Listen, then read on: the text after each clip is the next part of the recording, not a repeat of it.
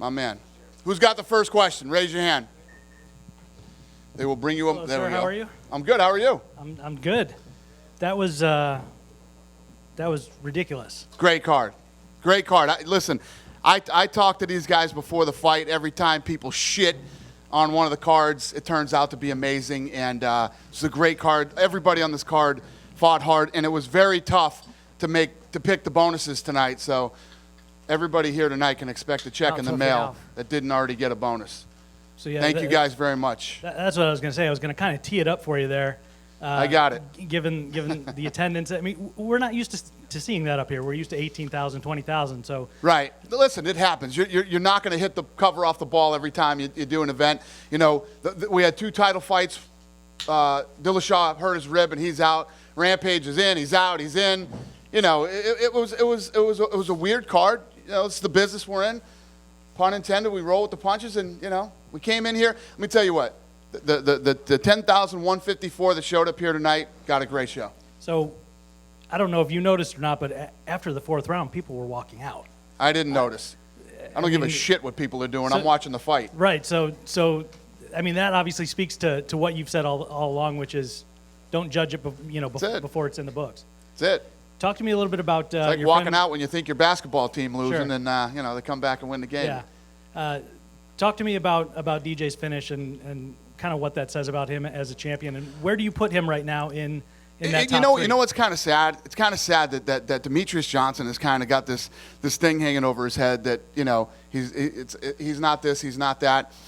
The guy, if you understand anything about mixed martial arts and you watch what was going on there tonight against a tough guy like Horiguchi who can knock you out at any time and has great wrestling, what Demetrius Johnson was able to do in that fight and literally break him down the whole fight, then goes for the armbar at the end. The guy's incredibly, his cardio is unbelievable. His speed, like Rogan always says, he's the fastest guy in the sport, and he is technically perfect. He does everything the exact way he's supposed to. He comes in with a game plan and follows it to the letter. You know, he's just one of these guys who's just got to put his head down, keep doing his thing, and you have to respect him. Anderson Silva wasn't the biggest star ever while he was champion. Chuck Liddell wasn't a big star for a while, and you know, his day will come. Gotcha. Rampage, congrats on the win. Welcome back. We saw you working a lot of different strikes tonight than we've seen you do in the past. Was that all part of the game plan, or did that just happen kind of in the flow of things? To be honest, I was just happy not to be fighting somebody that was desperate to take me down. When you fighting like you know, like a real man, a real MMA fighter, somebody who's gonna, you know, fight, you know, stand and bang with you, you don't have to worry about, you know, people desperate trying to take you down. So you can, you know, let the kicks go, let the knees go. You can do things. I was about to do a flying knee, but he was doing a great job. You know, I wanted to go out there and show out. When he did take you down, did you laugh inside? I mean, Yeah. like, did this really just happen? I knew he was training wrestling, and it shocked me a little bit. You know, I was training wrestling also, but it shocked me a little bit. He had a little sneaky trip, but you know, I kept the show going. You know, I wasn't gonna let it stop me. This is kind of like a vindication type win for you, obviously, with the ups and downs of the legal process. And then, what's next for you at this point? Because do you still have to deal with these legal ins and outs now? Man, I'm gonna tell you, this is like the most stressful time in my whole career. I've been fighting for 15 years, and I never had to deal with what I had to deal with just to get here. You know, I hope I never have to deal with that again. But like I said before, I'm a fighter. I fight everything, every little thing. I don't even know why I fight half the stuff I fight. Ask my kids. I fight them all the time. I fight everything. You know, I want to win. And, you know what I'm saying, I felt like I won just by making it here to Canada, you know. I'm not worried about what they do because I want to give Dana and Lorenzo big thanks. You know, they had my back. They helped me out. And, you know, I'm just saying right now, I was over there. Bellator can't fuck with the UFC. So I ain't scared. I ain't going to lie. Mr. Bisping, congrats on your win tonight. Thank you. How badly did he have you hurt in the first round, and what was that recovery process like going into the second? Yeah, you know, it's weird. I wasn't necessarily hurt. Of course, it was a decent shot and he put me down, but I completely had my faculties about me. I knew where I was. I knew what was going on. I also knew that 1 second I was on my feet trading shots, and the next minute I was on my ass. And I was like, oh, shit, this isn't going according to plan, but I was fine. I was okay. We talked the other day about how you've never lost 2 straight. Is there something about having your back against the wall, coming off a loss, that makes you perform particularly better? I don't know, to be honest. I mean, obviously, I'm always as motivated as I possibly can be going into every fight, you know. But I don't know. You know, I mean, I love doing this. I love being a part of this sport. I love being a part of the UFC, and I want to do it for a long time. And losing 2 in a row doesn't go hand in hand with being one of the best in the world. And I think I am. I know I can get that belt one day. You know, I've just got to keep winning fights, though. This is for Thomas, over here. Congrats on the win. I was just wondering, it was your second fight in the UFC, but this was obviously like a way bigger stage, pay-per-view, and you got a big win. So I was just wondering if the experience of fighting on such a big stage was anyway different than you would have expected, and where you're going from now after this big win. É a primeira vez que vai ser. Go ahead, babe. Yeah. É a primeira vez que vai ser a luta num evento, a sua segunda luta aqui no UFC, e é a primeira vez que vai ser a luta num evento tão grande que é pay-per-view. Como é que foi sua experiência lutando num evento tão grande e o que vai ser ver daqui para frente? Bom, isso é uma coisa que me motiva muito a trabalhar cada vez mais para estar entre os melhores mesmo. E, bom, saí muito bem, eu consegui o que eu queria mesmo e consegui trazer a vitória, isso é o mais importante. Well, that's what makes me motivate and keep me pushing forward. I just did what I came to do. I came here looking for the finish the fight, and I got that. So that just keep me motivated to keep doing what I do and keep pushing forward. I'm here to do whatever I need to. And then for John Makdessi, obviously congrats on your huge win. I mean, I know all this means very much to you, so could you just kind of describe what went through your mind when you finished him on the pay-per-view, first time on the main card in your hometown? Well, for me, it's always about the fans, always giving the fans an exciting fight. You know, I dedicated my whole life to mixed martial arts, and Chen Campbell was a top competitor, K1 champion, Muay Thai world champion. It was a tough fight for me, bigger 155er, and I'm just happy that I'm able to showcase. You know, a great performance tonight and show the fans, you know, an exciting fight. And he landed quite a few leg kicks, so did they start to hurt you a little bit, or did you kind of take matters into your own hand before it could get really bad? You have to adjust and you have to compromise. You know, to make a fight exciting, you gotta take risks, and you know, you know, it's a blow for a blow. It's you know, for me, I gotta come in the pocket and take some blows for me to able to exchange with him. Do you have any plans what's next for you, or do you just take whatever fight the UFC gives you? We'll see. I can't really forecast the future. Thank you. Dana? Yeah. Chala Priest has been doing very well. Unbelievable. I love that fight, man. Yeah, it was great. The Both high guys kicks. in that fight. It was a perfect fight at the perfect time in these 2 young guys' career. I think they both fought great fights. I love that fight. All right, so what's next for Chala Priest? You have Big things, man. He looked great tonight. I think tonight was a really good test for him. He fought a big, strong, tough kid who kept coming forward and pressing forward. In the 3rd round, he was trying to break him. He didn't break. He kept throwing even though he was exhausted. You know, big test for him tonight.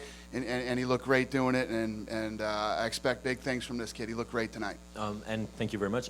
Considering the attendance tonight in Montreal, what's the strategy for the UFC or UFC Canada to keep growing the sports in Quebec and Montreal? We're going to do the same thing we've been doing. Like I said, this was one of those. Last year was the craziest year in the company's history. I would have never believed in a million years that could happen, but it did.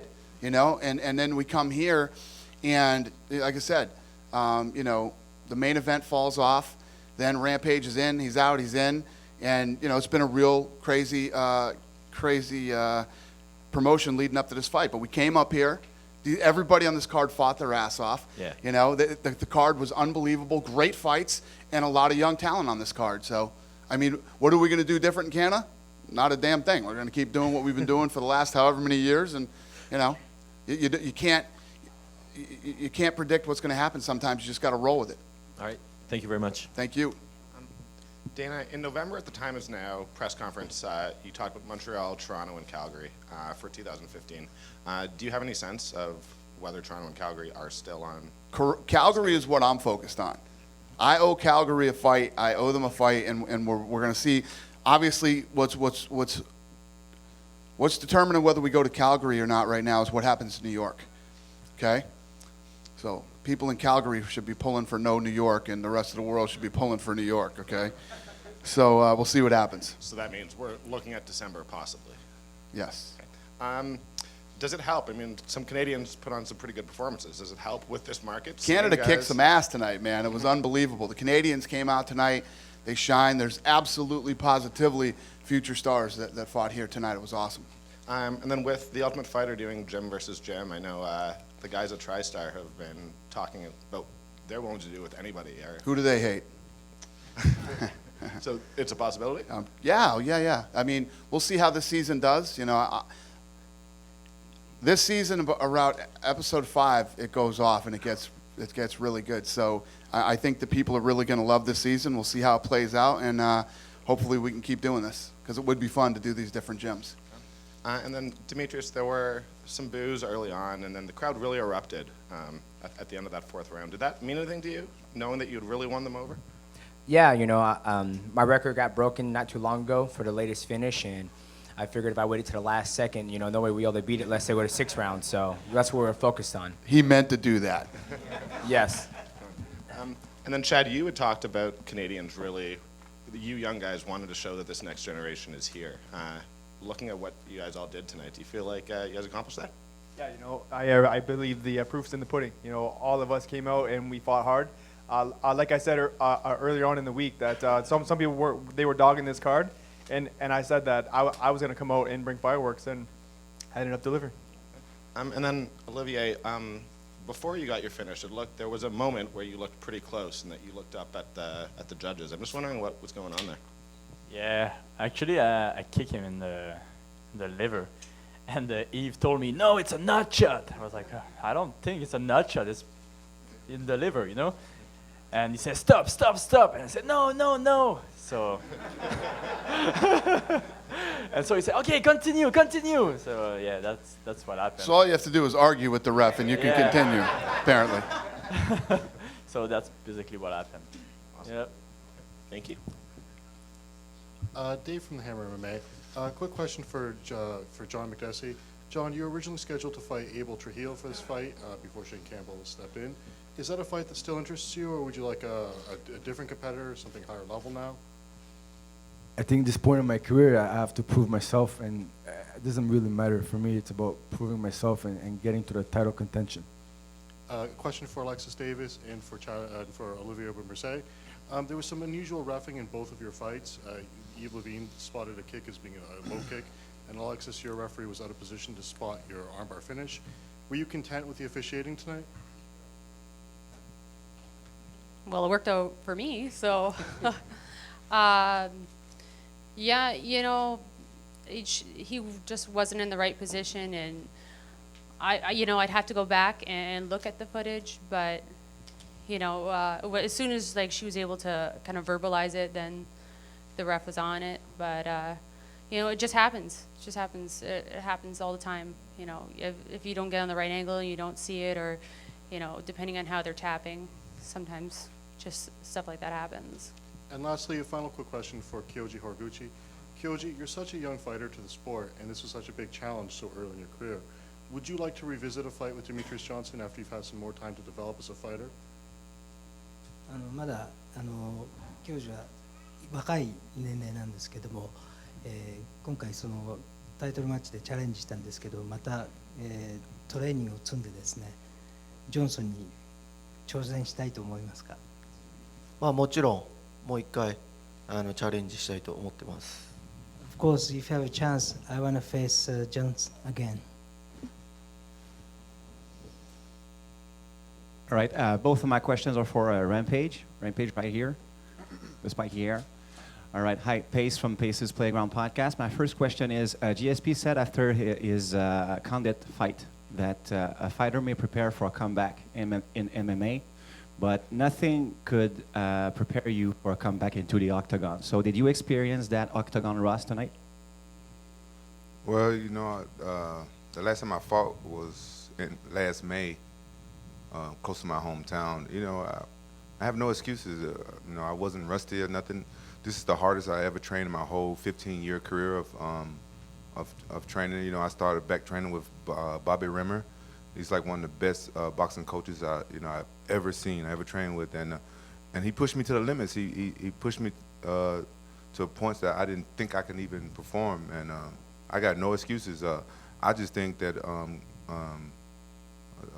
Fabio is not human. I hate that guy with everything, and he was asking for some more. I'm like, damn. I even tried to kick him in the head, like, what the? I didn't think he would see that coming. I didn't know what to do. I was thinking about blowing my bad breath on him and then follow the combo, but I didn't think that would work either, so I just kept trying. All right, just on a personal note, I think that your T-shirt design is awesome. Oh, thank you. The old Nintendo design. Were you a huge Punch-Out fan back in the days? Oh, hell yeah, but I couldn't get past Soda Pop. But Soda Popinski? Yeah. That was your hard one? I couldn't get past him, but I still love the game. I still play it every now and then, every time I see somebody with it. I'm a big Mike Tyson fan. Actually, people don't know this, but in my neighborhood growing up, before like the people outside of my house knew that my nickname was Rampage, my nickname was Rampage. Mike Tyson, sorry. Fabio hit me a couple times too hard. Yeah, people call me Mike Tyson because I used to fight with my shirt off. And so whenever I walk down the street with my shirt, there go Mike Tyson, there go Mike Tyson. So I'm a big fan of his. So yeah, I'll be biting his style for a couple more years. Cool. If you think that your fight tonight was tough, you've never beaten Tyson on the Nintendo, let me tell you. No. That's a tough fight. I can't even make it to Tyson on Nintendo. All right, thank you. Question for Alexis. Obviously coming off of the title fight that didn't go your way, it was a very quick fight, and then you get this to avenge a loss that you had before somebody was in the top 5. What does this all mean for you, this fight, getting this victory, and the way you did it? It means I'm back.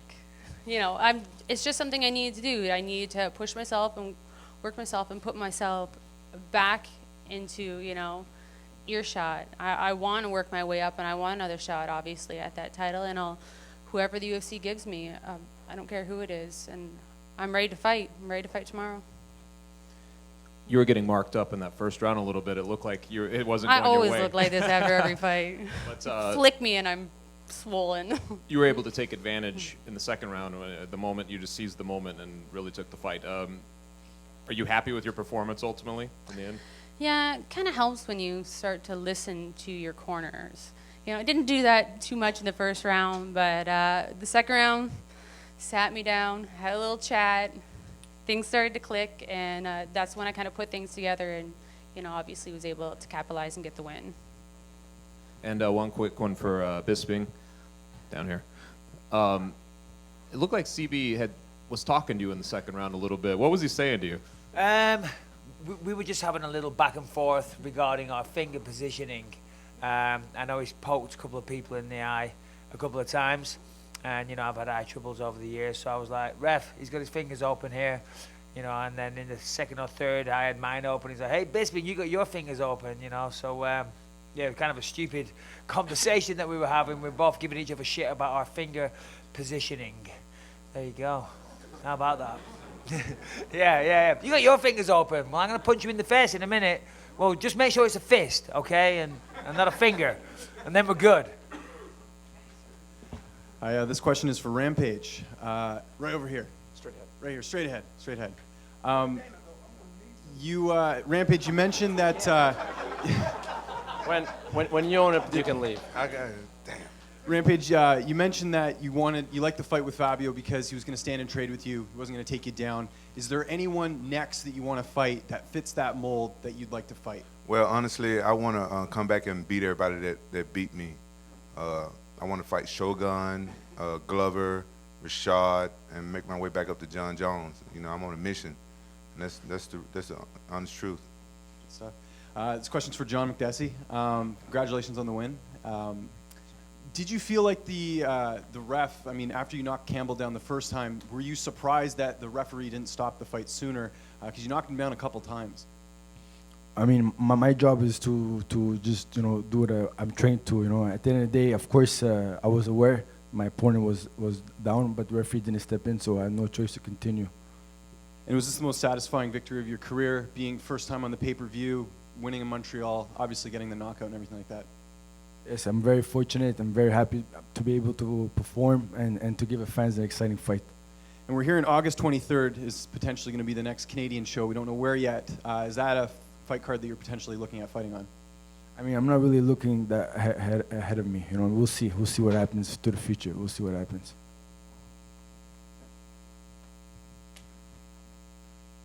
For Michael, your right eye, I guess, is visibly different from your left eye. That's from a previous injury. Yeah. Or this is nothing to do with tonight's fight. No. It's I have oil inside the eye, which is a preventative measure for the retina ever redetaching again. So, yeah, no injuries tonight. You know, CB dropped me with a couple of punches, but other than that, I'm good to go. I'll see you at the bar pretty soon. Thomas, oi.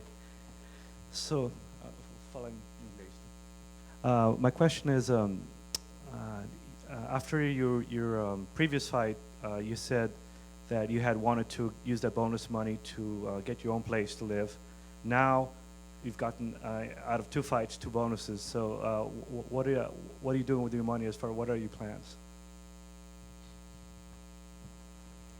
Você falou que você estava planejando comprar uma casa quando você chegar com os dinheiros dos bônus. E agora que você ganhou seu segundo bônus em 2 lutas, o que você está planejando fazer com o dinheiro? Agora eu vou juntar os 2 bônus e vou comprar uma casa maior, com certeza.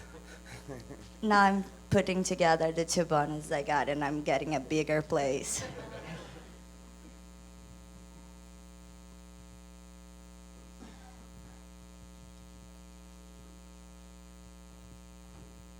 Just a quick one for you, Michael. You've made you made it pretty vocal over your last 2 fights, and maybe even your last 3 fights, if I remember correctly.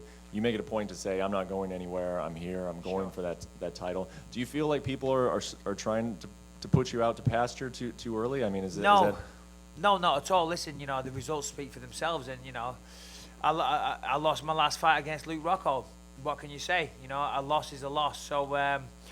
The middleweight division now is more stacked than what it's ever been, and the guys inside the top 5, they've had better performances lately. You know, they've won fights, and I've lost a couple here and there. You know, I won one, lost one, won one, lost one, and that's not good enough. You know, you're only as good as your last fight. Tonight was a great fight, but it wasn't the performance I wanted. I wanted a stoppage, but you know, it was a good win over a top 10 opponent, and then hopefully I continue that form in the summer.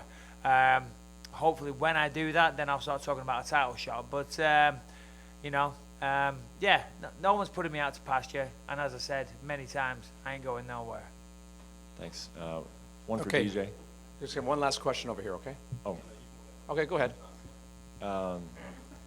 Demetrius, congratulations on your win. Thank you. In Vancouver, you were asked about a rematch against John Dotson. It seems like we're kind of sort of in that same place. John Dotson has a fight coming up next month. Have you changed your opinion on that, or is that a fight that interests you at this point? Now that No, not at all. I've never shied away from any rematch or a fight from anybody in the flyweight division. I'm just not a person who goes out there and seeks it. The champion doesn't seek challenges. Challenges find me. So yeah, that's where we're at. If he gets past Zach Markovsky, then we can get him up again.